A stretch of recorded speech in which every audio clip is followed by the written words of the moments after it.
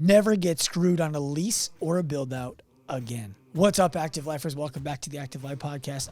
I'm your host, Dr. Sean Pastuch. I'm here in studio today with my man, Stu Brauer from the Gym Real Estate Company. And today we go on a wild ride talking about what goes into leasing the appropriate building or buying the appropriate building for your fitness business. There is so much more than you're thinking if you're just looking for a space and you're figuring out how many feet is the space, how many people can fit. Great, that's more than enough. What does it cost us in rent? Awesome, we can make it go. We're going to get into the nitty-gritty details that make sure that you have the profitability opportunity on the other side of your lease, your build-out, and all the stuff that comes with moving your business from one space to another, even renewing the lease where you are.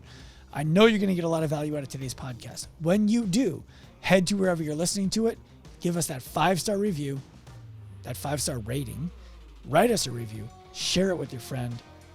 Let's get to the show. Stu Brauer. What's up, buddy? You introducing yourself as Stuart to my dad today threw me for a loop. I see older people and I'm just like, I don't know, Stuart probably, I feel like maybe he knows more Stuarts than he knows Stu. And your dad looks like the kind of guy that when he was a kid, if someone came up, he's like, what's your name? He's like, I'm Stu. He'd like punch him in the fuck. He'd beat the shit out of that kid. So I was just like, I'm going to go with Stuart. I don't know. He's like, remind me of him, might remind him of his, like his insurance salesman or something. No one has a good fond memory of a Stuart except for the Mad TV character. That's what I think of. Look at what I can do. Yeah. And the little thing. Mm-hmm. Yeah, perfect. Well, I'm glad you came in today because I've been wanting to talk to you about the real estate stuff that you're doing on behalf of Active Life for our clients who are looking to move into more retail, high traffic locations. Sure. Yeah. I thought what would be useful today would be for a lot of the conversation we were having earlier about us expanding locations to just happen here. Because I was getting a really good education. And I believe that one of the biggest mistakes that I made going into the three gyms I owned prior to the Active Life in Long Beach was, I think we can make a gym work in this space. I never considered price per square foot in terms of utilization rate. I never looked into it, like we talked about, where am I going to store the additional equipment? I didn't have storage closets in either of them.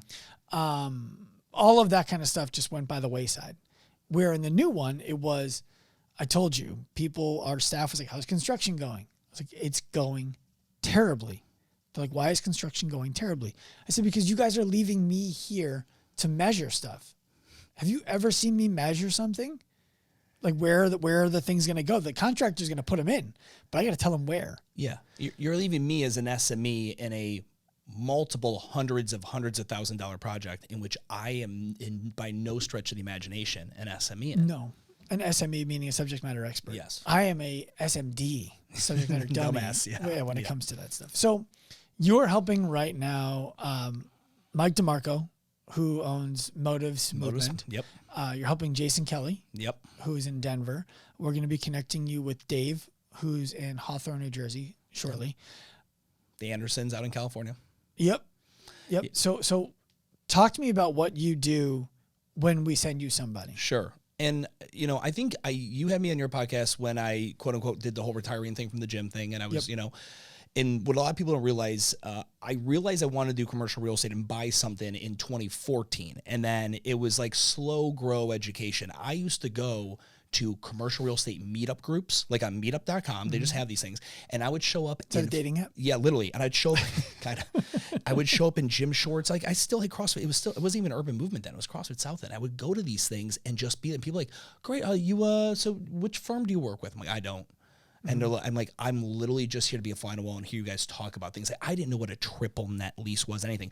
And that really interested me. And so, that whole process of buying the building in 2016, upfitting it, bringing in Urban Movement, and then later on, then leasing it out, and all these, it's been this crazy education. In the midst of all that, I go get my broker's license, and now I just regularly take these online commercial real estate courses. Like I've probably this year alone, invested probably 10 grand into taking additional courses because it's the thing I don't know anything about compared to the only thing I know everything about, which is fitness and running a gym and all that other stuff. So when I did the Gym Real Estate Company, the idea was I will have brokers working for me in every state. that got more complicated than I thought. So now, like with your people, I'm not licensed in the states I'm working with them, but I'm working with them in the scope of a site suitability consultant. So a broker essentially is going to help someone lease or buy a building through terms of finding the location, negotiating, and then putting their license number on the signed deal at the end of the day. Right. But it's a very, I think anyone listening to this, the broker, most gym owners find their own location, and the broker forwards 15 to 20 emails, and then they might help with a little negotiation here or there, but it's not playful. Like gym owners are the least favorable client for a broker. Why? A true commercial real estate broker makes their money off the commission of a lease. So think of, guys, whatever you pay in your lease per month, and let's say you have a 10-year lease, and let's say you pay $5,000 per month, okay? So on a 10-year lease, you've got 120 months times $5,000. That broker gets 3%, 4% of that total nut. Right, so they're making $20,000 on that roughly. On that, right. Did they really do $20,000 worth of work? They forwarded some emails. They probably told you, yeah, the landlord said he won't do that, but maybe he'll do this.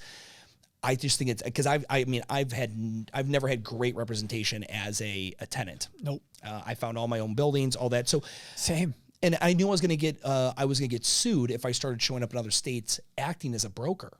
I can't. I don't have a license there, and I don't want to do that because I think being a broker is such a low value thing. So anyway, we do site suitability, we do operational capacity analysis of the facility, we do a 36-month pro forma, and then I provide business consulting on the back end once they get into the facility. All right, so let's back up a second. You mentioned 3 different things that I don't know the audience knows the definitions of. So the first service is site suitability.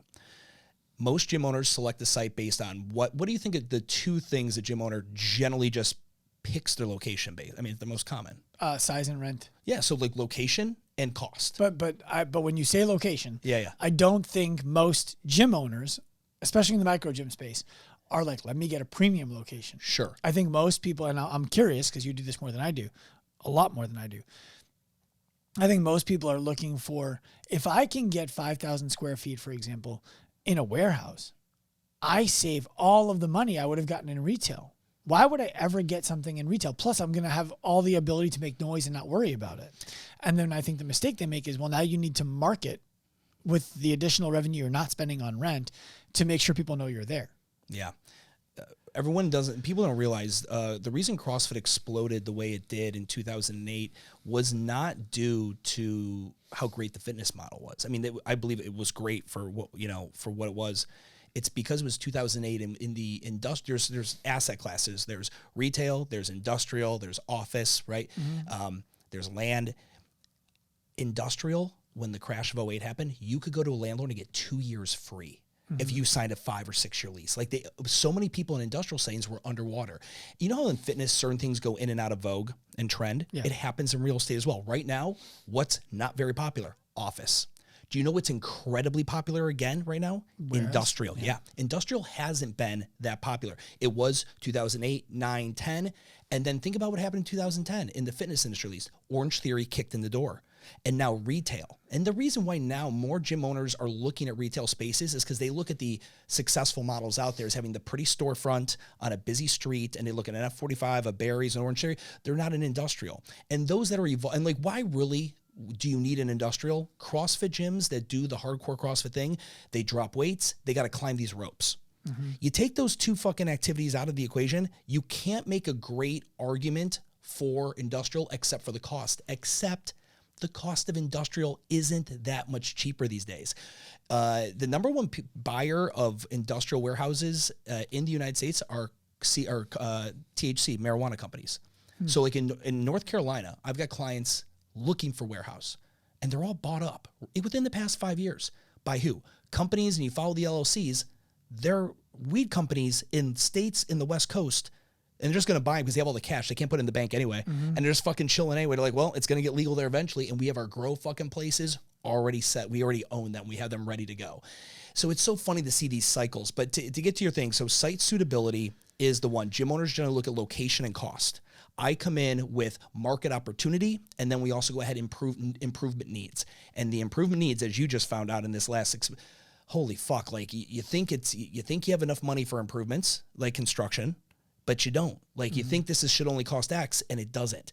So like really framing someone up on like, this is a great spot. And what we do is we have a 5-point scale. So each one of those: site suitability, market opportunity, cost, and then improvement needs. On a 1 to 5, I rate it based on the scenario, and then I can give a score on a site. So break down for me each of those 5, just very simply. Yeah, site suitability is this location going to work optimally for your business model and your avatar customer? So the core of what you do, is this site, the actual structure, work? And are we in an area that's ideal for whoever your avatar customer is, whoever your Experian mosaic is? Now, how do you do that from a distance? Because what we were talking about when I was walking with you from the train station to our flagship today is I could have opened up diagonally across the street for a third of the price, but I don't want to be in that building.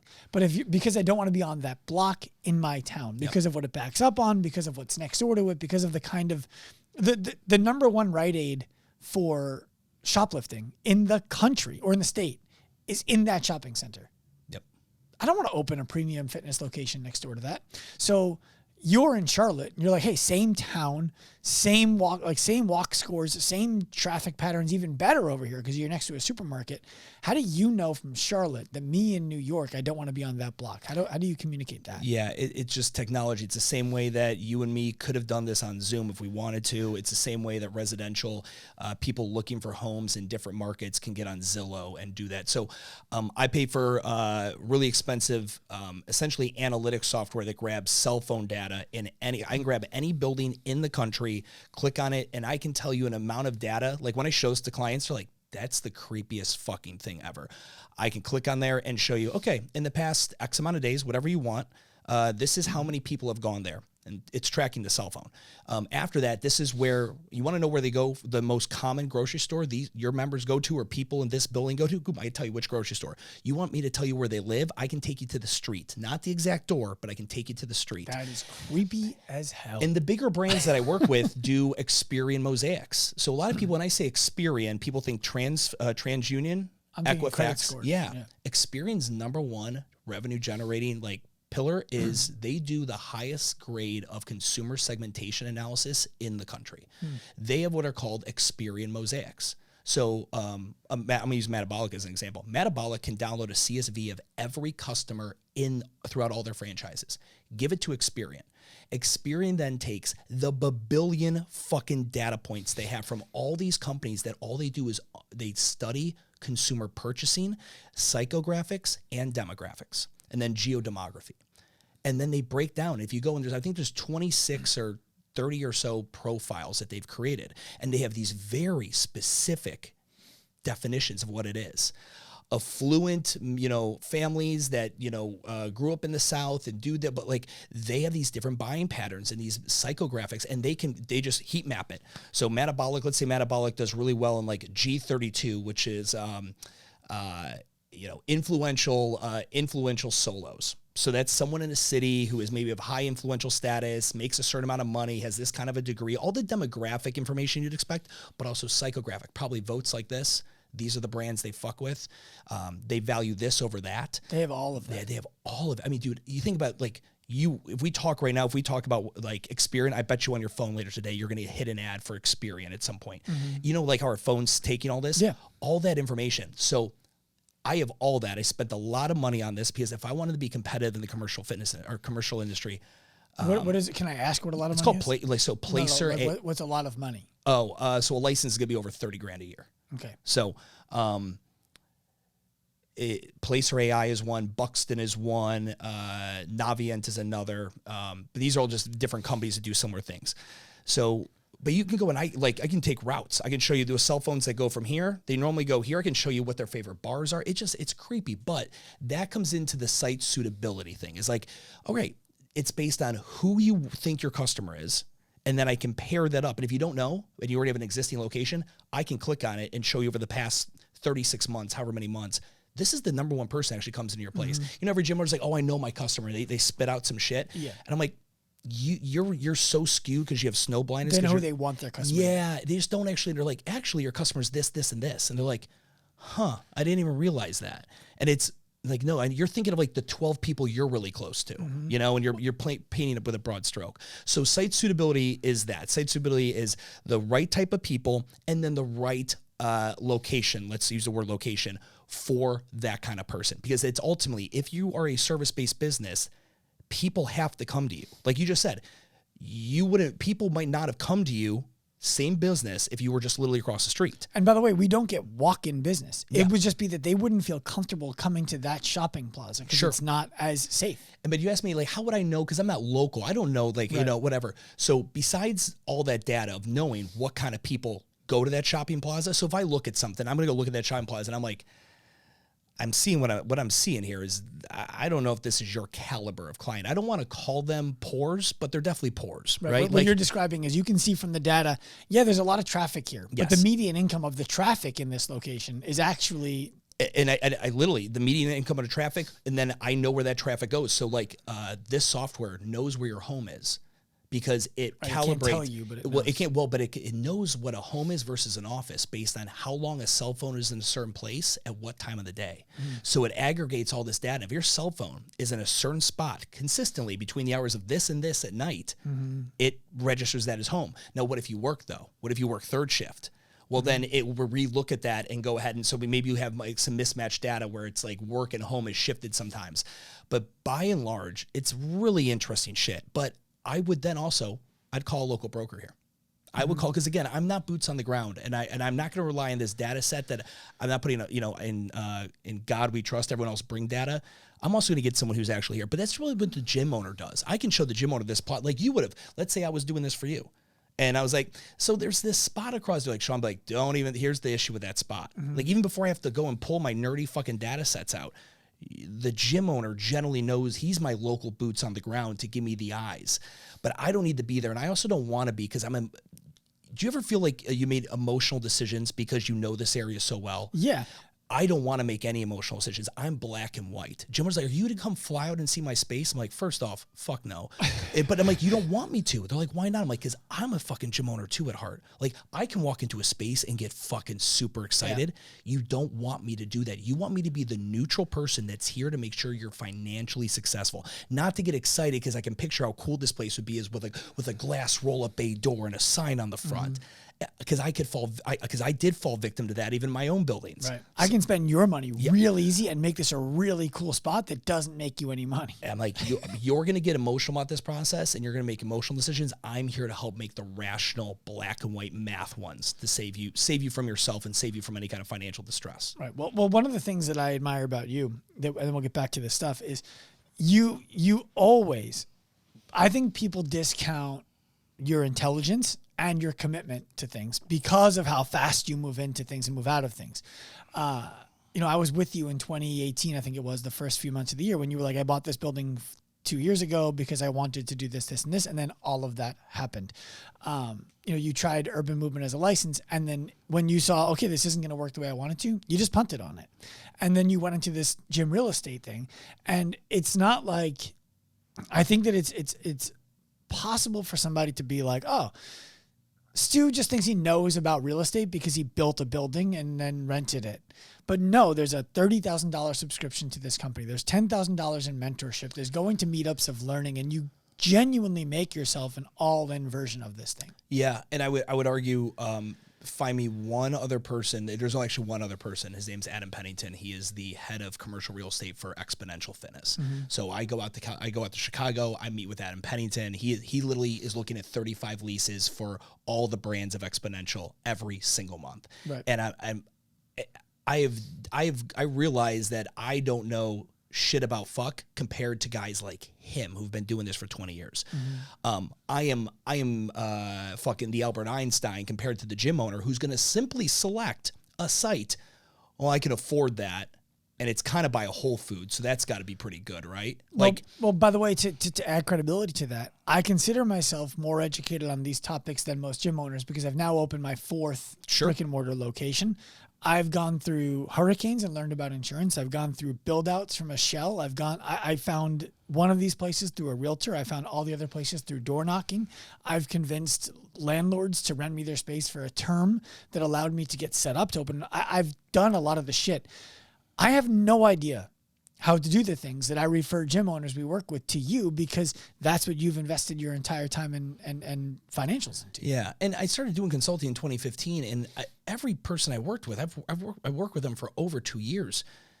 We're coming up on a lease renewal, or we're looking at a second location. I mean, I've been looking at leases since 2015 other than my own, and informally, and be like, whoa, why don't we have a specific decibel clause on here, this, that, and the other thing?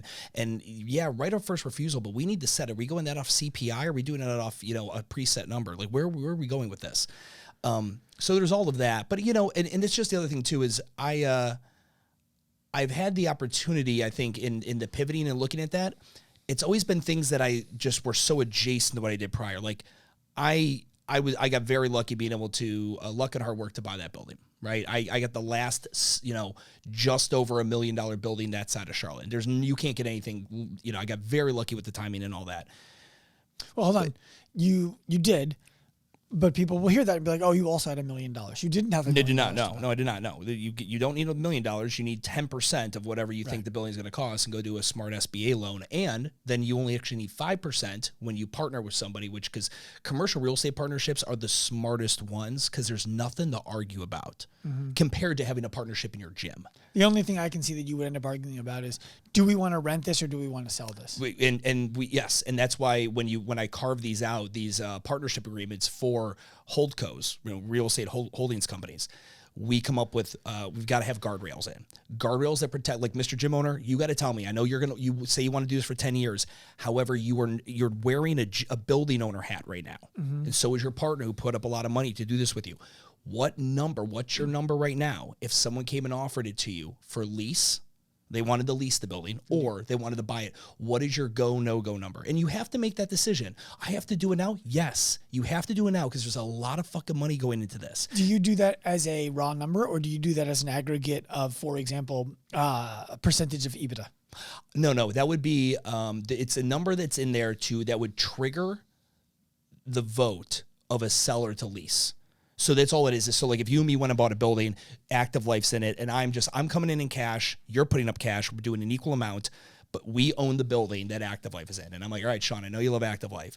However, right now our mortgage is $10,000. If somebody offers us a lease which means that we would bring home 40, 20 a piece, would you consider no longer doing Active Life at that point? And we'd have to have an honest conversation. Would you be comfortable then? Let's say you're like, oh yeah, now if I could just make $20,000 a month passively, yes, okay, at that point, we put that in the partnership agreement. That number of being offered that amount, that triggers a vote. Okay. Same thing with the sale. At what sales price, knowing we're going to split this 50-50, would you need? Would you need to walk away with this with $2 million, $3 million? What's the number? Well, what do you do with a vote though if it's 50-50? And I say no. So most partnerships all have this in there. There's a mediator. So you either select a law firm that writes your partnership agreement. You could hire a separate third-party mediator, and you can go ahead and vote. We're 50-50. You bring a mediator in, and then you could go ahead and then have a mediator help negotiate this issue. I see. So it could be like, we're not going to sell the building, but I will increase the rent by $5,000 a month above what it should be, and I get extra ownership. Yeah, all these triggers are just meant to bring it up, so like, hey, if this offer comes, we've already discussed this at the beginning when we were signing this partnership agreement before we even moved into the building. This is a number in which we have to have a conversation. It's each partner has a right at that point to say, hey, let's let this building realize its actual economic value, because the gym being in it is not at some point that will not be the highest economic engine behind that, as a tenant. Right. Okay. So let's go back in time a little bit. Site suitability, number one. Number two, OPCAP, operational capacity. Thing I've loved talking about for years. Essentially, operational capacity is your efficiency or inefficiency with your square footage. It could be in terms of how many people you have in there, how much money you're making per class. It could be just the flow and the layout and what kind of equipment. And in operational capacity is kind of just a general term of your efficiencies or inefficiencies of your square footage. So that's where I'll have someone come in and they'll be like, man, 3,400 square feet still, but I really want to have a barbell in it, and I want to have treadmills, and whatever. I can't do that in 3,400 square feet. I'm like, bullshit. I just drove down to Charleston, South Carolina last weekend, and there's a 42-person class in 3,400 square feet. Right. And these guys I've seen a layout that actually does that. And that's when we get into like 2D CAD drawings, and we have software that will just go ahead and we just do some mock-ups as to what this would look like. And we'll talk about smart layout versus, not. And again, it's the gym owner's decision, but I'm like, cool, this space, if you lay it out like this is how many people you could have in that class. Yeah, one of my favorite posts you ever made was when you described the unit economics per square foot of usage for a CrossFit gym, a spin studio, a yoga studio, all that kind of stuff. Because that's when it should become obvious to somebody with some common sense. Something like CrossFit is a fitness methodology. There isn't a business model. You have to come up with your own business model for how to execute CrossFit within a space. So now if you're like, hey, we have 5,000 square feet of floor space, we can fit as many people as we want. We don't have to think about it. Did you need 5,000? Like how much are you spending per square foot per year? Yeah. So let's say it's $15 and you have 2,000 extra square feet. At the end of the year, would it be nice if you had $30,000 in your pocket that you didn't have right now? Because that's the difference between having a business model before you start and not. Yeah. I had a gym just recently. They wanted to have stations, kind of like Orange Theory, how they have like a perimeter model where treads are up against the wall, and then behind them, the treads in the middle of the floor, the rowers. This gym they wanted rowers on the backside. And I, based on their numbers, I said, I think the rowers are a bad idea. Mm-hmm. And now I'm having to have an argument with the gym owner based on his unique belief in fitness and why he likes a rower. But then me also showing him, we literally can either fit in 12 more people if we go to a Concept 2 bike. Because when a rower's down, being used in class, it's very expensive from a square footage perspective. Dude, you saw no rowers at Active. Yeah, 100%. I'm like, but here's how many we could do this. Or you can keep your rowers. This is what the price should be, though. Right. And so now I'm presenting options. And here's the thing is. I want to go back to that because that's a good point. Get into, for a second, I want you to explain it. If you're going to have rowers, the price needs to change. Yeah. But that's not because people are like, rowers are such a valuable piece of equipment. It's because of something else, and I want you to explain. Sure. It's because with the rowers, we're going to have less people per class, right? Your ARC, your average revenue per class, is going to go down because we are going to have less people in there because the rowers take up more space. But Stu, my classes are never filling all of the space. So why does it matter if I have a rower or not? When you say my classes are not filling all of the space, like I want you to think about the CrossFit gym owner right now who's like, I have room for 10 more people in every class. Sure, yeah. So when you have an inefficient flow, and a flow is kind of where people are in the course of the workout, right? Mm-hmm. CrossFit has what I informally call it like the chicken with their head cut off thing. CrossFit gym, just find a spot on the floor, grab your shit. Some people are taking up a ton of space, some people are not, and you never are able to look at it in an organized fashion until the CrossFit Open. The CrossFit Open is the only time when CrossFit gym owners realize what OpCap really is. Mm-hmm. When they have to create lanes and this and organize and plan, or if they do a local competition. You had a competition, an events company. You understood how tight everything had to be. Mm-hmm. That's when someone's like, well, I'm like, but you're about to spend $200,000, $300,000, $400,000 on this outfit. Do you think it might be a time now to be a grown-up about this and organize your floor in a way that is predictable and understandable? And if it's not, you're like, I think it would take away from the client experience, or you have some kind of stupid, silly answer for this, I'd say that's perfectly fine. Just accept the financial consequences or lack of financial opportunity that comes with it, because I'm not here to tell you how to run your business. And I get to use math. Like, the thing is, I have no preference in what you do. I literally have zero emotional involvement. I don't care how you run your gym. Mm-hmm. I don't care. I'm just here to present you the facts. If you make this decision, this is what it would look like. You tell me what you want to do. I will not fight you on it. If you hire me as a consultant, I'm not there to run your business for you. I'm there to give you information, yet it's your fucking decision. Right. That's it. I do not get emotionally involved in my clients' decisions at all. I know that to be true because we've shared enough clients that it's obvious. But so now go back. So I appreciate you unpacking that. I know it's not where you were planning to go, but I think people would have heard that and said, why does that be more expensive with rowers? It's because, well, your capacity for people in the class. And if we're optimizing this business, By the way, what do you think optimum capacity for a class is? And I don't mean number of people. I mean, what % of maximum capacity do you want to see somebody filling on a class-by-class basis? Sure. So utilization rate is generally what we call this. So you number one have to establish a class cap, right? You have to know how many people you want to service, whether it's due to you believe there's a quality. I don't do more than 20 because I think it becomes a quality issue with one coach or whatever the fuck it may be. But then it could break down to, it's 10 per coach. Sure, yeah. Whatever the case is. I 100%. So we're talking like a utilization rate, how many people out of those 20 or whatever that cap is? What %? Yeah. So my number is you generally want to, if you're at 90, 87 to 9 and above consistently, that's great because you always have to keep a buffer. People are like, but what, we just want to sell at every class, right? I'm like, yeah, but then where do you put the new person to try it, right? You got to have a little bit of a buffer room in there. That's airlines oversell planes. Okay, they oversell. We all know that makes a very bad client experience there. So we don't want to oversell the seats in your plane. But I do, so like at Urban and at most Spin studios used to do that too. 100%. I always recommend, we always had a buffer. We literally just always blacked out 2 spots in class as a reservation, for prospects. And if coming up to, a couple hours before the class, no one had booked it, we open them up. And the wait list got to fill in, and the wait list got the email notification. Hey, you got in the class, whatever it may be. But no, I generally want to see a class, if we're going to look at their utilization rate and it's good, 87 and above is real healthy.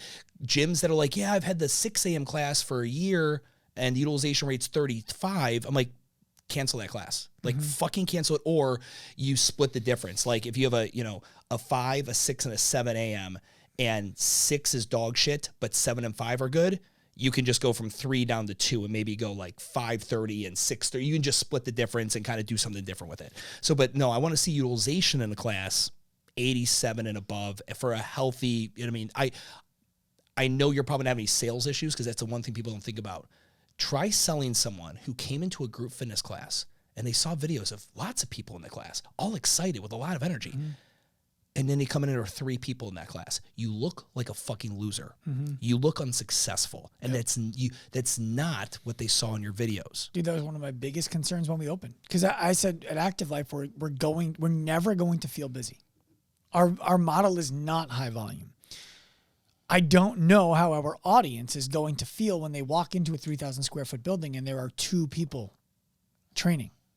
Because in the first year, we're going to have that a lot.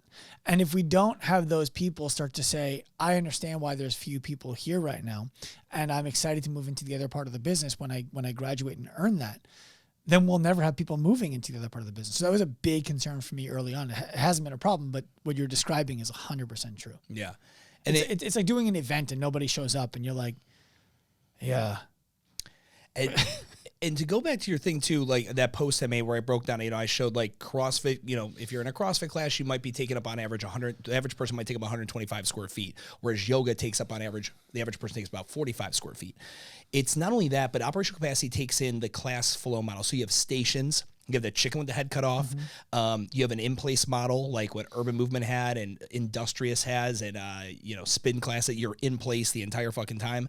So there's also not only your fitness methodology and how much the equipment and all that takes up, but it's also the flow of people and all that you got to consider. But I'm constantly, if you would have told me before last weekend when I was in Charleston, you can fit 42 people in a barbell-based HIIT group, strength and conditioning, whatever, I'd be like, get the fuck out of here. And then I got these guys that hit me up for the gym real estate company. They told me what they were doing and they told me their numbers, and I go, I'll be down this weekend. I'm going to come look at this. Because that's the thing is, I have the luxury of traveling and doing this. Like, I don't just like hear about it, like, oh, and reference it on the podcast. I'm fucking going. I am flying. How did they put 42 barbells in 3,000 square feet? And that's not 42. They got treads up against the wall. I think they got 16 treads. And then they have a, 48 foot freestanding rig with stations on each side. So there's 16 people that are able to access. And all they do they do the Ripito lifts, vertical pressing, press, push press, hinge, RDL, deadlift, front squat, back squat.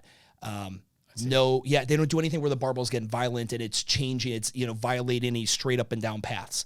But that satisfies enough people in their market and their client to get for some good strength work. And then behind them, they've got the assault bikes or whatever the fuck else it is, and dumbbells, kettlebells, whatever.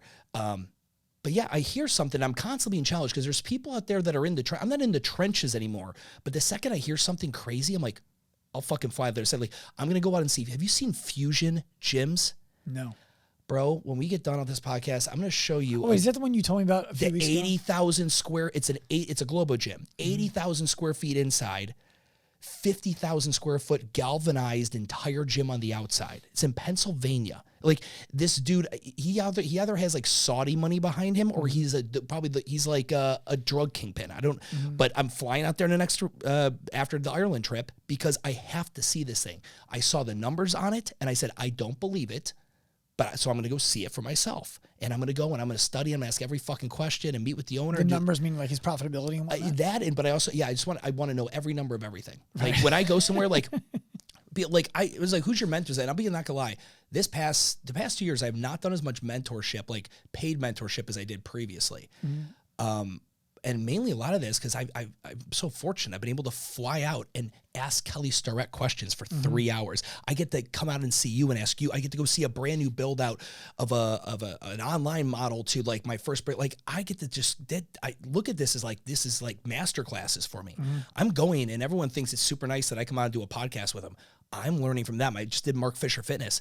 How did he do $4 million in year 1, 2 in year 3, 3 million in year 3, and then he did 4 million in year 4 in one location? In one location. I'm like, he's the gayest gym in New York City. Like, how did he identify that group, that underserviced group, and how did he create a brand that is not scalable? He cannot go nationwide with this thing. Right.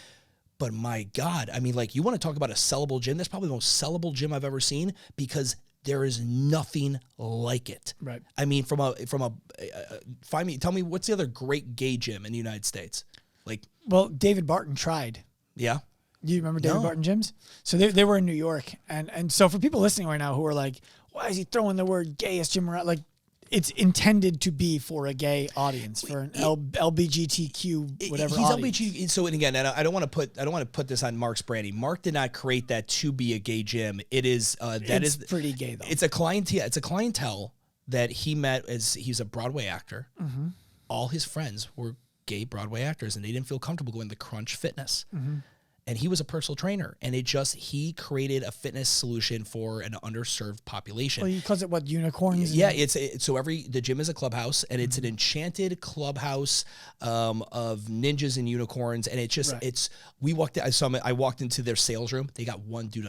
You'd fucking love his sales room. You walk in there, he's got 2 guys on the phone just fucking dialing and smiling, and just closing deals over there. Like he wouldn't even he'd even like pick his head up to say hi to me. Like Mark introduced him, and he's like heads down, fucking just closing somebody on a whatever package. And I love that. And you look and there's just cocks just drawn on their whiteboard. And there's just all this like, there's a giant like corn on the cob dildo sitting here on it. Like it is what it is. But, I mean, fuck. There's no hyperbole there. You actually saw those things. That's for real. 100% real. Dicks on the whiteboards and corn on the cob. 100%. And I'm not gonna lie. I didn't have a gay gym in our movement. I would constantly go in Isaac or Deuce's. I'd draw a cock on the fucking whiteboard and just leave. Right. Like Isaac would be like, "You coming in today?" I'm like, "No, I won't be there." But I would sneak in when she wasn't there and draw just so she knew I was there. But I didn't come in to have that meeting with her. She wanted just to be a dick. Just literally. But anyway, to get back to it. Op cap. All right, that's number 2. Let's get to number 3. That is going to be cost. Cost is going to be, is it below market, at market, above? If I'm able to get a property that is off market, which is great. A little trick. If anyone want to hear some good tactics for you. So your current broker or you've been on LoopNet or Correct and you're like, I can't find anything. There's no inventory. What I do, and again, this is what a broker won't. You tell me what you want. And so let's say it's Mike DeMarco, right? He's looking for a nice retail spot like what you have. And let's say we're looking at all these areas in New Jersey for him and we're not seeing anything. Well, again, I think a regular broker would just be like, yeah, I'll call you if I see something. That's definitely what they would do if they even answered the phone when you called them in the first place. So what I'm doing is I know that I look up all the businesses that look like his. So I'm talking things like massage envies, spa places, salons, maybe other gyms, small boutique gyms, chiropractors, the joints, like anything that looks like boutique-y like that and probably has a good build out for him. And I'm looking for any of them that were in business prior to 2020.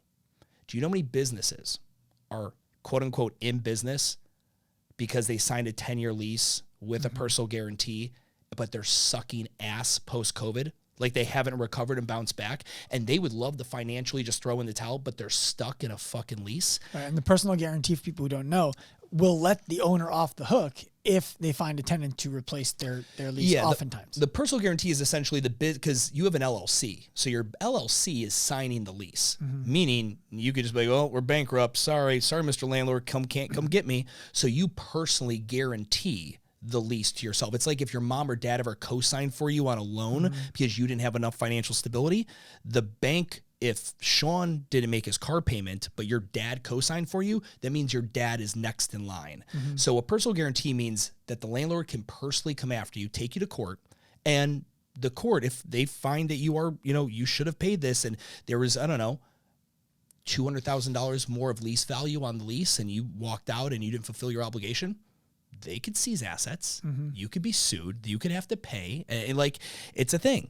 So there are businesses that are sitting there, and the only reason they're still in operation is because they have this personal guarantee on an expensive lease, and they know the landlord's not going to let them out, right? Or maybe they tried and that didn't work. But I come in and I'm like, hey, I have a client looking for a space just like this. And I ask, and I'm very rude, are you willing? Are you going out of business? Is business good? Do you want to be in this space? Or if someone came in and wanted to assume your lease today, would that interest you? How do you get the owner? You don't. You're gonna get someone who's at it. I'm like, hey, listen, you're not the owner. Tell the owner, whoever it is, if they're not, give me his information. If you don't feel comfortable doing that, let him know a guy came in here or called up. His name is Stu, and he's got someone who is willing to assume his lease. Right. That's all that takes to do. Besides the knowing what kind of businesses to look at, is the tolerance to hear "fuck you" all day long. Yeah. My CrossFit South End, the space I had before I bought the building, that's exactly, I walked over to a warehouse that was the perfect size. It was right next door. I said, who are you? Is it the owner here? And like, oh, he's in the back. And I'm like, hey man, this is fucked up, but are you guys going to be here for how much longer is your lease? I love this space. My gym would be perfect in here. He goes, really? He's like, yeah, come on back. They were fucking trying to get out they were trying to relocate. They had done 2 locations. This location wasn't working for them. They were just fucking, having to take the big dick on it every month, paying for it. And they're like, dude, let's call Henry, the landlord, and because he knows that I don't want to be in this lease, but he won't let me out. That's how that worked. Dude, the first location I got ever was a thrift store. And I didn't know when I walked in, the only reason there was a thrift store there is because the landlord couldn't find a tenant. So he started selling old tchotchke shit in his building. Yeah. And he took the for rent sign down because he wanted people to think he was a real business, but he would still take offers on the side. So I walked in, his name was Anthony. Anthony, I didn't know his name, but I'm like, hey, I'm curious. How long has this business been here? And he's like, 5 years. And I said, do you know who the landlord is by chance? He's like, it's me. I said, interesting. I love this building. And I'm wondering if the landlord for this building has anything else that's similar that might be available for rent. I wasn't asking him. Yeah, you didn't have to come as direct and be like, hey, man, you want to get the fuck out? Right. Yeah. And he was like, actually, this building is for rent. I'm like, oh, great. Yeah. Let's do a deal. And we did. The second place, I was door knocking. And I happened to knock on a place where, unfortunately for them, the owner of the company, who was 80 plus years old, his son, who was running the place, passed away. And he's like, I don't want to be here anymore. So we took over that. They owned the building. We leased right from them. Yeah. Then I went to a co-working place that had 2 buildings. I only needed 1. Mm-hmm. Can I rent your entire downstairs and the other one? We outfit it to be what we need it to be. You give me a good deal because you're not using it right now. Done. All of the leases were that. Yeah. It just takes, and again, and I have friends that are brokers, and I'm technically one too, but the money is very easy for most of those guys. It comes to them, right? There's more businesses looking for sites than there are actual sites. Well, so how do you get paid? Because when you're describing everything you described, I'm doing less mentorship this year. You have a tenant in your building. That's great, but I'm sure you'd like to make some money and you have time. How do the people who come to work with you to find a space get paid? Yeah. So how do I get paid? Yeah. So I am essentially cutting out the tenant broker or the buyer's broker. I only work with people looking tenants or buyers, and they would normally go get a broker locally in their town, and that broker would get a percentage of the lease, like we talked about, or a percentage of the sales price. It's generally the same percent, so it's 3% of the sales price, or 4% maybe, or it's 3, maybe 4, 2, whatever it is of the total lease value. So most people, if you ever got a broker, you didn't have to pay them anything, which is also why you accepted the fact that they did a dog shit service for you. Now, all I'm doing, I'm cutting that person out. So my clients, like, Mike, all these guys, they're going to go ahead and just be like, hey, I've opted not to work with a broker, a local broker. I'm working with the site suitability consultant. He's out in North Carolina. This is Stu, does the email. And then I essentially, my goal or the burden is on me now to sell it to the landlord. Because the landlord could be like, I technically don't have to commission you on this real estate transaction because you're not a licensed broker. Mm-hmm.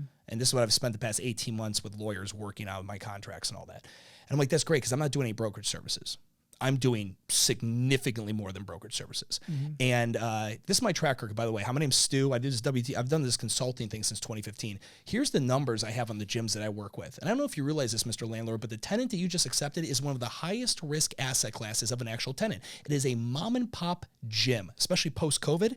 Okay, this isn't a national franchise with a proof of concept. You have a high-risk tenant in here. If he goes belly up in year 4, and all this upfit that you kind of gave him some TI on to help out, that's all out the window. You got to do it all over again. Like if you go out of business at your Actively spot and that owner, that building is stuck with your build out and he's like, well, fuck, what the fuck? I got to hope another fitness company that looks just like this shows up. Otherwise, it's going to be a restaurant is going to show up and say, hey, I'd love to rent your space for 10 years, but I need $200,000 of TI to help me out with this. Mm-hmm. So the landlord... TI is tenant improvement, which is going to be either cash, but more likely time. Yeah. So they're going to give you free rent, they're going to give you cash, whatever it is, so that you can do the upfits to make that place yours.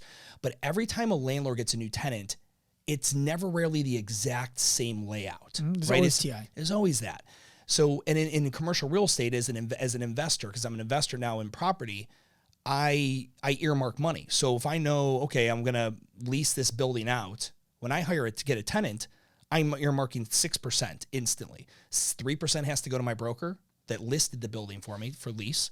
And then 3% has to go to whoever the tenant's broker is. Mm-hmm. So I essentially just cut out the broker and I'm like, I'm going to do a way better job. And this tenant has a higher likelihood of being in business for the long term because I also come with the business consulting. I'm not just doing this other stuff. So anyone who signs a lease like of 7 years or longer, we provide business consulting. It's 5 years or longer, I think. And we provide 6 to 12 months of business consulting. To make sure that they're doing it right from the beginning. 100%. Like once you get your CO, your certificate of occupancy, so it means you're actually operating and doing business in there, I'm there to make sure that you are going to be successful. Because it's not, in my head, it's not just about finding the right site. It's, I don't want to just walk away and then be like, fucking hear that you went out of business fucking 3 months later. Because it's bad for you. Yeah, well, I do business consulting first. I just now have a commercial real estate advisory consultancy arm, this site suitability arm attached to my consultant business. Well, you're not going to get a bunch of new business if the businesses that you put into spaces end up signing a lease, you get paid on it, and then they go out of business, and then the landlord claws back some of your commission. And that's the thing is you're seeing that now more. Landlords have been the victim of that for years, and those clawbacks are rarely ever in the lease. Mm-hmm. And then what we're referring to is, so the way it works is, so let's say the landlord pays a commission. So for example, I leased out the brewery. I had to write a $180,000 commission check. It's like selling a personal training package and giving the trainer every session paid for before they perform them. Correct. So I write this $180,000 commission check. 90 goes to my broker that listed the building. 90 goes to the brewery's, my tenant's broker.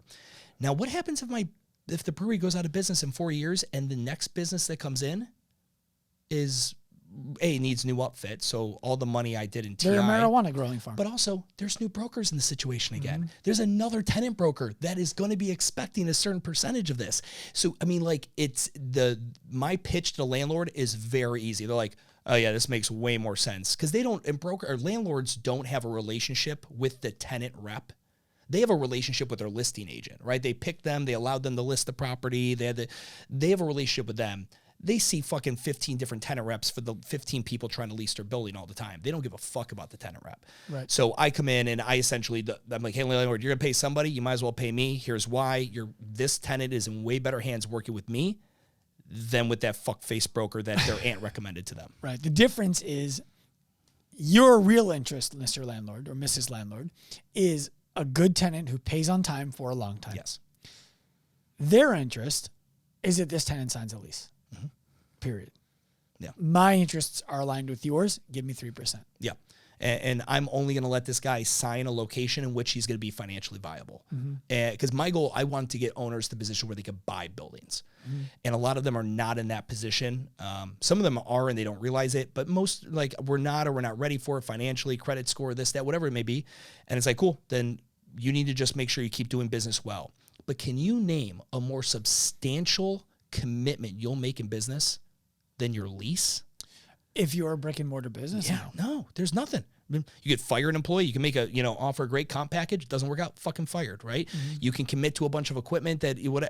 There's nothing more substantial to a lease. And the fact that gym owners go around, most of them don't even use a broker. That's the crazy thing. I've talked to this. So who was your broker on the first deal? I'm just curious, like what your experience was. And they're like, we didn't have anyone. I just dealt with the landlord myself. I'm like, oh. So that explains a lot of what I see in this lease, because this lease is a fucking dumpster fire. Right. And that broker might have gotten 6% on it. Yeah, that's generally what happens. Generally, so you'll see. They screwed you. Yes. And they took twice the commission for it. Or these guys I just went and saw, they dual representation. So gym owner shows up, he's like, I don't have a broker. And the listing agent's like, well, I can also represent you. It's called dual representation. They have to sign off on it, but essentially it means I represent the landlord, but I'll also represent you. Tell me how you cannot fairly represent both parties. There's what we call fiduciary duties, and that's what an agent or a broker has to their client. And that means I am here to make sure you make money, like you are in the best financial position possible. Well, how is that broker who's doing dual representation going to do that for the landlord and the client? Because the landlord wants to make the most amount of money per rent, and the tenant wants to pay the least amount of money. Right. But who do you think they'd rather show more loyalty to? The landlord. The landlord have another building and another tenant. Correct. And the landlord probably has several buildings. So he's like, hey, you fuck me on this, and you get them. You argue more for the tenant than you do for me. I want to have you be my listing agent on the next building. And so they're gonna they're gonna screw the fucking gym owner. Yeah. There was something else I wanted to ask you about, and it was the idea of measure once or measure twice, cut once, as compared to what you were talking about before, measure 7 times, cut 8. Talk about that as it pertains to build outs, because we measured probably 6 times and cut 9 instead of measuring twice, cutting once. Yeah. And I think that's a big part of moving into a new space that tenants don't consider. And then when they think about tenant improvement opportunities, if it's going to be a cash value or like, the landlord actually has a contractor who will do the work, the landlord's not paying you to put a chandelier in. Sure. So talk about that a little bit, please. So this comes into the last one, the last of the 4 services, which is, or the last of the, when I do site suitability, which is the improvement needs, right? Or the improvement cost. It's always more than what you think it is. And there's so many cooks that are required in the kitchen that to measure twice, you probably still will cut 3 times. Like you're going to have to measure a bunch of times. And just measuring mean you need to get many eyeballs on it. And you need to always be thinking, I think this is something I've always done well in my career is I have a tendency to think around the corner before we even get to the corner, right? Like chess, not checkers. So like, for example, we were looking at Sean's location here, and Sean has done such an incredible job on the build out, and I'm not gonna say, Sean, like you didn't sketch it, like you didn't sketch out the birchwood color that you guys did, but you put together the right team. And that is the main job. And that's what I try to help do. You have an A team. That A team is a general contractor. And we'll call your stamp team. Your stamp team, when I mean stamp, they have to stamp the drawings that go to the city to get approved. General contractor stamp, and architect stamp, and then engineers. And those engineers are MEP, mechanical, electrical, and plumbing, okay? So you got your stamp team, but then you have like your interior design team, right? You might even have like a pre-sale marketing team. You might have a site supervisor or a project manager on the team. Like putting together your A team for a construction project is expensive, but you'll pay either way. So like that's just the whole thing. Is like if you really want to get into this and you want to create an active life, you accept that you're not going to do this on the cheap. This is no longer 2006 CrossFit warehouse fucking. My first sign, I stole a giant tractor tire and spray painted it blue and painted white on it. That was my first sign. Like many of us did way back in the day. But yeah, so that piece there of measuring twice and cutting once, you're going to have overrun. Even with a great team, here's a couple tips on how to not have that construction overrun. I recommend, if you can, finding a firm. You start with the construction firm, okay, the GC, general contractor, that has an in-house architect. Some will have in-house engineers, rarely, but when a firm is big enough to have an in-house architect, they generally have like one engineering house or firm in town, the MEP engineers, that they do all their work with. Mm-hmm. And that communication is what you want to pay for. Don't do what I did. I went ahead and piecemealed my A-team together, right? Same. With friends of friends who were all going to they were smaller firms that were all going to give me better rates. But the problem with small firms is small firms have small resources. And small resources, like not having a dedicated admin to my project or an admin in general sometimes. The communication that needs to happen with those stamp team members is vast, consistent, and vital, okay? If they don't communicate well, you will pay for it. Well, it's the difference is them being able to say, this material ships on this date, delivers on this date, and the team who's necessary to put it in is going to be there on that day to do it, which means the following things need to happen before we get to that so that when that stuff comes in, we can just go boom, boom, boom, nail it into the wall. That's how it works in an environment that you're describing. The alternative is all of the materials are shipped to the space. They're sitting in the front. It's a mess. And when a guy needs to put it in, he's not on site. So it sits there for 3 weeks and you're like, what the fuck? And then you start putting it in. You're like, oh, we actually need a little bit more. And then you go back and try to buy a little bit more and there isn't any more. Now there's a backload on it and you just wasted a month. That's what happened for us. And our contractor was really good. So what you're describing right now feels more expensive up front, and it does end up costing more money in raw dollars to do the work. But it probably will save money on not being open, paying rent on a space that you're not getting money back on, paying staff their salaries because they need to commit to working for you and you're not generating any income yet. That ends up costing more than what the additional price in construction would have been. Yeah. And you know, the advice I was giving people, so number one is like, if you could find it where everyone is in-house. But if they're not in-house, then I start with the GC. The GC is the most important. You ask him, who do you play well with? Mm-hmm. Which architect have you used often?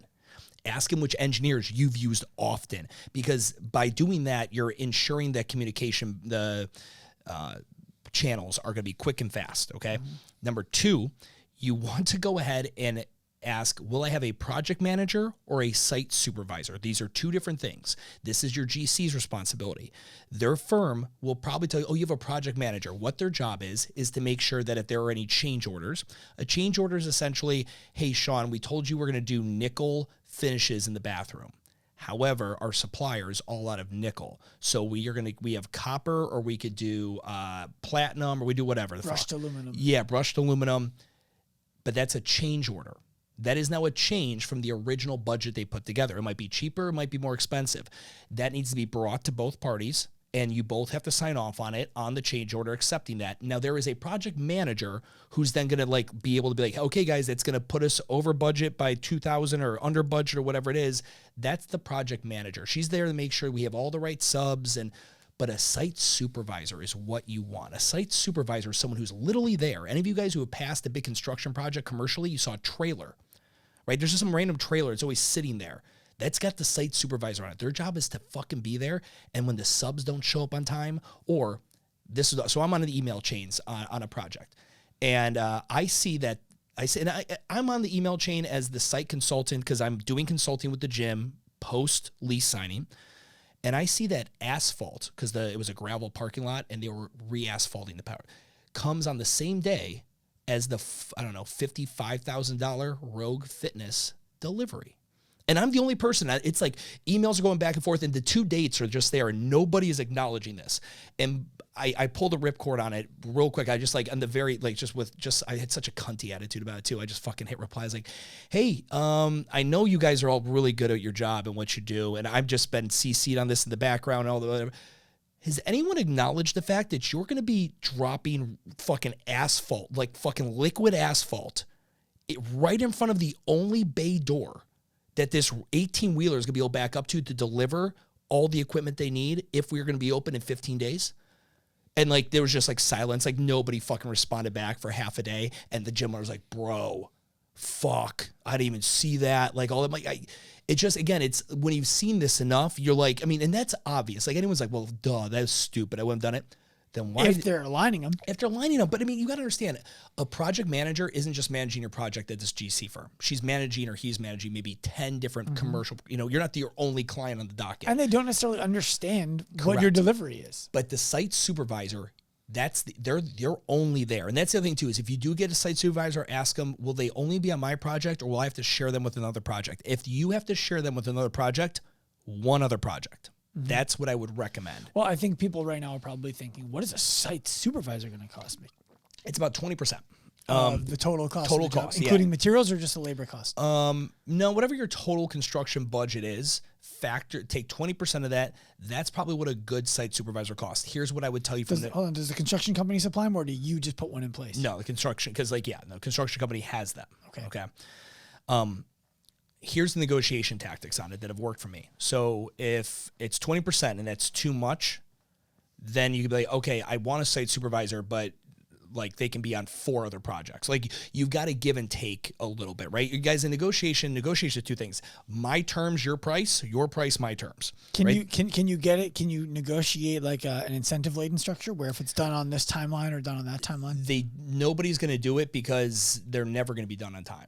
No commercial construction company is going to ever put their money on that, because that part is the thing that's probably out of their hands. Again, for every piece of wood, every nail, every fucking, siding, anything that's coming in, it's not that they have it. They're just the ones taking the materials and putting them together. And then they got to deal with I want to change this a little bit, I want to change that a little bit. And you think that's a 4-hour change, but that's a 4-day change. And they got to explain that to you. Think of like the site supervisor has maybe 30 subs on a project coming in and out, tradesmen, this, that, and everything.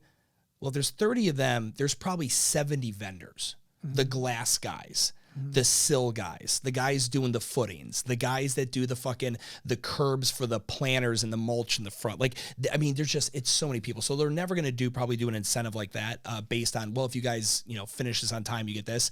But the 2 things to negotiate on, the site supervisor adjust the cost of that based on how often they're there, all this. Having some of a site supervisor is better than having none. I will say that. So if you're balling on a budget, take what you can get. And then number 2, you need to clearly understand and have written to the contract with the construction company, overages.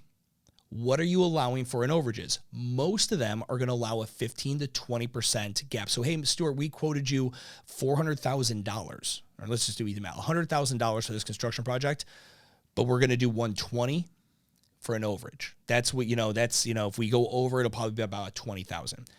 In there, you can have, okay, fine. Anything 21 and above, that's on you. And make sure that shit is in writing. Make sure that you've got a lawyer who looked at it, they'll give you an overage number to be like, yeah, so we'd like to have for contingency or an overage a certain percentage. And agree to it, because that is realistic. That's part of doing business in construction. But everything over that needs to be 100% on them. And then what do you recommend a tenant withhold before? So that's what we call milestone payments. So let's say it's a $100,000 project, okay? Which it never will be. The average construction right now, retail-wise, that we're seeing is if it's in a metropolitan area, you're getting up to $300 a square foot. So, think about that, $300 a square foot in a 2,000 square foot spot. I mean, these prices get crazy. I want Ken, my mentor. Sure, yeah. I want you to hear this, Ken, because I know you're listening. I got in and out under $300K, including the staff salaries for the time before we opened. Yeah, that ended up being $100 a square foot, and we did it primo. Yeah, I did not overspend. I was on a call with a metabolic franchisee, and I think they did $87 a square foot for their build out, and it just just worked. Sometimes again, you also lucked out. Yours was less expensive because of the use prior, right? Yep. So I mean, like there's no certain accident, factors. Though. Yeah, no accidents, absolutely. You did that purposely, right? But no, where was I at? What were we talking about before that? You said the amount of like the withholding, the milestones. Yeah. Yes. So let's say it's $100,000 budget for this thing.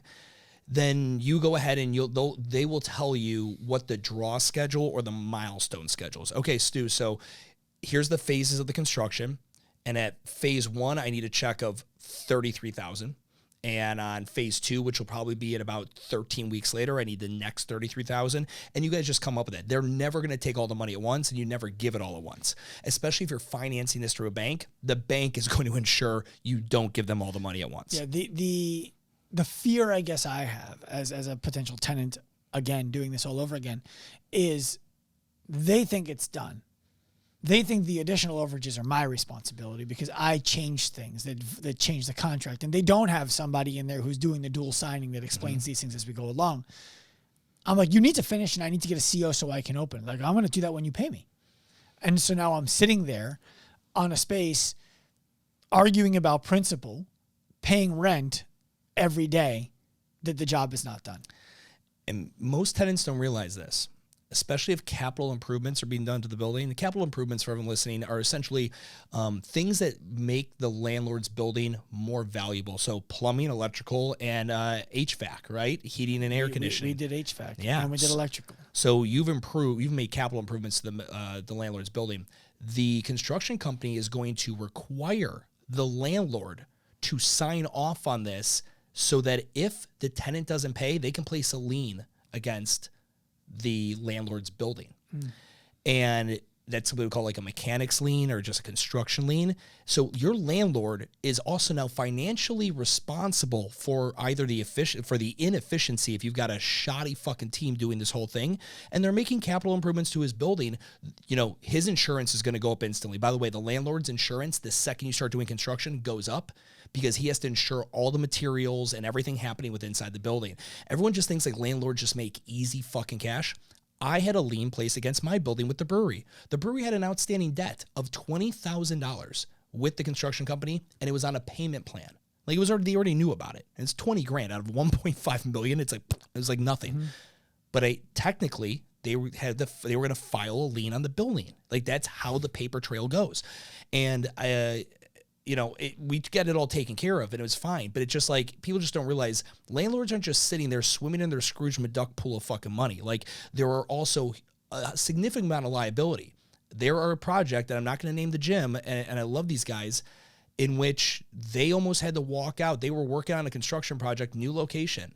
They ran out of money about 60% way through the construction. Oh, it's brutal. So the gym goes out of business. That means the construction stops. Now a landlord's stuck with 60% of what was going to be a gym. And a lease that's not going to be fulfilled. A lease that's not going to be fulfilled. Like these things happen, you know, and that's why, landlords we're sticklers for making sure you're well financed, like making sure you're not, I told Sean earlier, I'm like with real estate, if I'm the landlord and I'm looking at a tenant, or if I'm an investor and I'm looking at the building, or if I'm a gym owner, I'm looking at the building for a site for me. If it's not a fuck yes, it's a fuck no. It's just too big of a risk financially for everybody to be like, yeah, I think it's going to work, right? I think it's going to work. And don't spend more than 25% of your revenue on your rent. So, that's, look, our goal is that our rent ends up being roughly, 5.5% to 6% of our revenue. That would be awesome. That's capacity. Now, the last thing I'll speak to here is, I think that there's a major advantage to a landlord and to a client to have you in the deal because you are a landlord. So you understand what the landlord is looking for. You've owned a gym business, so you understand what the gym needs to do. And all someone I think really needs to do is trust that you genuinely have altruistic intent in the deal. And then it's a no-brainer. Because if they believe Stu actually wants me to be successful, the landlord is going to hear that they don't give a shit about Stu. They want to hear the numbers and that you understand what you're talking about. Then it's a no-brainer for them. at that point, a client's not paying you any money, right? So Mike DeMarco is not going to pay Stu money. It's going to be the landlord paying Stu money. And Mike DeMarco has the peace of mind that you're going to do all of this front load work for him so that he can sit back and run his business. And then when he's ready to move to a new location, he doesn't have to worry about crossing the T's and dotting the I's. And one thing I'll say is, and I talked about this with, Mike and everyone that signed that, it's because they have to sign what we call an exclusive service agreement with me. So in 99.9% of cases, the landlords pay this, right? Mm-hmm. Because they've earmarked it. However, and maybe, I don't know if anyone's ever ran into this, a landlord who refused to work with an agent, right? Refused to work with a broker. A lot of times landlords like myself are brokers, and they just will refuse to work with a tenant or buyer rep. It's what we call a no co-broke. We will not have co-brokerage, right? Mm-hmm. I'm going to just sell, I'm going to sell the building or lease the building by owner, but I'm not paying 3% to your fuckface, whoever he is. I don't care if he's a site suitability. I don't care if he's a broker. Right, the person you emailed to call me is not getting 3% of this deal. So like in a scenario, so let's say like with Mike, and this is in the contract and everyone gets explained this ahead of time. If before we submit an LOI on a property, I'm going to go and make sure and talk and be like, hey, listen, so my fees and services are similar to what you would pay a tenant rep. He's obviously not using a tenant rep. I want to make sure we're in agreement there. Now, let's say that 0.001% chance happens where a landlord, he's just a stingy old, they're generally stingy old Greek guys. They just are. Used to be a diner. Yeah. They're going to go ahead and say like, nah, no co-broke. I'm not doing it. In that way, I have to have recourse for all the work I've done, right? So here's, Mike, here's the site suitability analysis on these sites. Here's the OpCap. Here's the 36-month pro forma, all that. And I just have a flat rate that I give to the owner. I'm like, hey, listen, here you got a couple options. One, if you want to keep working with me, you just have to keep paying me as a consultant, right? Because this guy's not going to compensate me. Two, or you could just, this is the site. I don't want to prevent you from getting this. I've already done all the work for you. Here's all. You're just going to pay for that work. And then you proceed on with your own. And if you have future issues in the future, you just call me. We just do consulting. I've got some people that they've only done consulting with me. Like they never signed the ESA. Like I've never gone and done any of that work. We've just done consulting on maybe the market or the concept or whatever it is. So there's a clawback in there because even me, I'm a business guy. Like we all have insurance because we don't think a hurricane. Well, I don't want to say it around Sean. That'll PTSD him. We don't think a hurricane's going to hit our building, but sometimes they do. You know what? I did think a hurricane was going to hit. I didn't think a flood was going to hit. And I had hurricane insurance, which by the way covers you for wind, but not water. But not water. Flood. And I didn't know at the time. I should have just broken a window. Yeah. Or climbed on the roof. Yeah, and stuck a stick through it. Yep. Because then all the insurance money would have come. Yeah. But anyway, so that's my only clawback that I have in there. Is like, okay, listen. So if that happens, the 0.01. But the nice thing is we know about it before we even go and submit the LOI, so we're able to get that handled and out of the way. Because I'm not going to like do all the work, do everything, and then just by the way, Mr. Landlord, my fee is. What if the tenant says, well, I get it, but I'm not going to spend that money, and so I won't take that space. The tenant. Oh yeah. The tenant's like, yeah, no. That's fine. Then we go back to work and go look at another site. Yeah, 100%. Again, my goal: help gym owners lease and buy buildings, and the latter one, the buying one, is one that that'll be the. I really hope at some point I can say X% of them have been able to purchase. Right. And being able to work on deals now, where like I'm getting financials in front of me, and people are looking to lease buildings. I'm like, do you have any idea how good your gym is? Mm-hmm. And they don't, because we don't have any standardized data out there. I'm like, there's no reason in the world you should be leasing a building. You should actually be buying one. You are a wet dream for a fucking bank. You have the DSCR, a debt service coverage ratio, that they would fucking cream their jeans on. Yeah, why aren't you buying something? I can tell you why. The trouble for us, for example, our landlord inherited the buildings from his dad. Yeah. His son is going to inherit the buildings from him. That's the family plan. It is the right building in the right location. Correct. For us. So for me, I'm like, well, I can rent this thing from this guy and know I'm probably never going to be able to buy it, or I can keep waiting. At 1,000%. So you're talking about it as an owner occupant. What do you mean?